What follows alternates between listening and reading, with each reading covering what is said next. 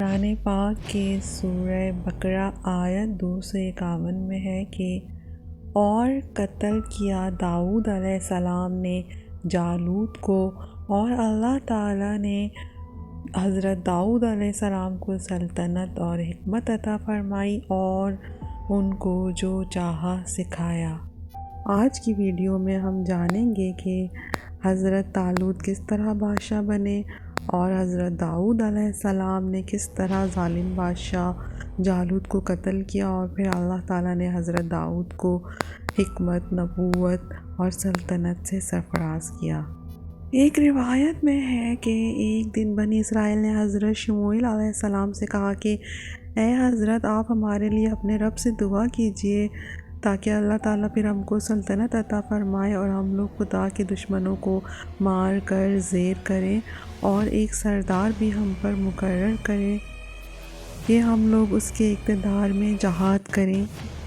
تفسیر میں ہے کہ حضرت موسیٰ علیہ السلام کے بعد ایک مدت تک بنی اسرائیل کا کام بہتر رہا، پھر جب ان کی نیت بری ہو گئی تو ان پر غنیم مسلط ہوا، یعنی جالوت بادشاہ کافر نے ان کے اطراف کے شہر چھین لیے، خوب اچھی طرح سے لوٹا اور قیدی کر کے لے گیا، اور جو باقی بچ گئے تو وہ بھاگ کر شہر بیت المقدس میں جمع ہوئے، اور پھر انہوں نے حضرت شموئیل سے کہا کہ کوئی بادشاہ مقرر کریں کیونکہ بغیر بادشاہ کے ہم لڑ نہیں سکتے۔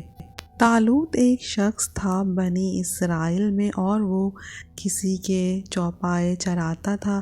ایک دن ایک چوپایا اس سے گم ہو گیا۔ مالک چوپایا نے اس سے اس کی قیمت طلب کی اور طالوت اس کی قیمت ادا کرنے سے قاصر تھا، لہٰذا یہ معاملہ حضرت شموئیل علیہ السلام کے پاس پہنچا۔ حضرت شموئیل نے اس سے پوچھا تمہارا نام کیا ہے؟ اس نے کہا میرا نام طالوت ہے۔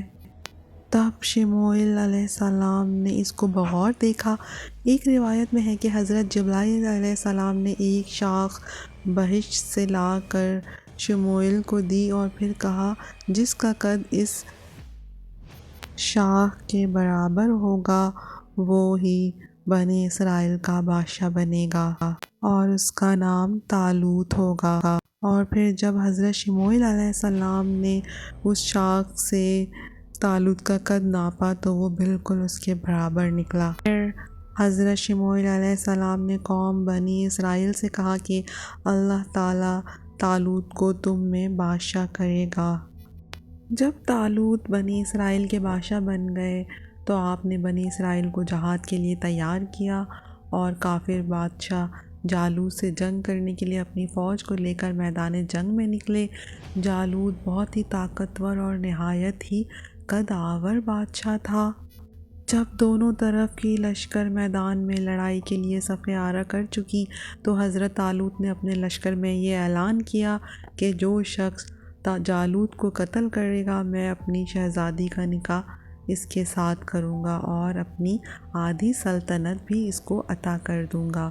یہ فرمان شاہی سن کر حضرت داؤد آگے بڑھے جو ابھی بہت ہی چھوٹے تھے اور بیماری سے چہرہ ان کا زرد ہو رہا تھا۔ غربت اور مفلسی کا یہ عالم تھا کہ بکریاں چرا کر اس کی اجرت سے گزر بسر کرتے تھے۔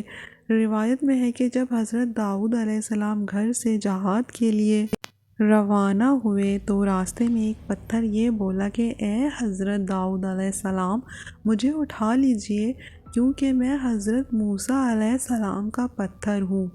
پھر دوسرے پتھر نے انہیں پکارا اے حضرت داؤد مجھے بھی اٹھا لیجئے کیونکہ میں حضرت ہارون علیہ السلام کا پتھر ہوں۔ پھر ایک تیسرے پتھر نے آپ کو پکار کر عرض کیا کہ اے حضرت داؤد مجھے اٹھا لیجئے کیونکہ میں جالوت کا قاتل ہوں۔ آپ نے ان تینوں پتھروں کو اٹھا کر اپنے پاس رکھ لیا۔ جب جنگ شروع ہوئی تو حضرت داؤد علیہ السلام اپنی غلیل لے کر آگے بڑھے اور جب جالوت پر آپ کی نظر پڑی تو آپ نے ان تینوں پتھروں کو اپنی غلیل میں رکھ کر تینوں پتھروں کو جالوت کے اوپر پھینکا اور یہ تینوں پتھر اس کے سینے سے پار ہوتے ہوئے پیچھے بھی کئی لشکریوں کو گرا دیا۔ پھر حضرت داؤد علیہ السلام جالوت کی لاش کو گھسیٹتے ہوئے اپنے بادشاہ طالوت کے قدموں میں ڈال دیا، اور اس پر حضرت طالوت اور بنی اسرائیل بے حد خوش ہوئے۔ جالوت کے قتل ہو جانے سے لشکر بھاگ نکلا اور حضرت طالوت کی فتح مبین ہو گئی، اور اپنے اعلان کے مطابق حضرت طالوت نے حضرت داؤد علیہ السلام کے ساتھ اپنی بیٹی کا نکاح کر دیا اور اپنی آدھی سلطنت کا ان کو سلطان بنا دیا۔ پھر پورے 40 برس کے بعد بادشاہ طالوت کا انتقال ہو گیا اور حضرت داؤد علیہ السلام پوری سلطنت کے بادشاہ بن گئے۔ اور جب حضرت شموئیل علیہ السلام کی وفات ہو گئی تو اللہ تعالیٰ نے حضرت داؤد کو سلطنت کے ساتھ ساتھ نبوت سے بھی سرفراز فرمایا۔ آپ سے پہلے سلطنت اور نبوت ایک ساتھ کسی کو نہیں ملا تھا۔ آپ پہلے شخص تھے جو ان دونوں عہدوں پر فائز ہو کر 70 برس تک سلطنت اور نبوت دونوں منصب کے فرائض پورے کرتے رہے، اور پھر آپ کے بعد آپ کے فرزند حضرت سلیمان علیہ السلام کو بھی اللہ تعالیٰ نے سلطنت اور نبوت دونوں مرتبوں سے سرفراز کیا۔ تو پیارے سامعین، ویڈیو پسند آئی ہو تو پلیز میرا چینل سبسکرائب کریں۔ شکریہ۔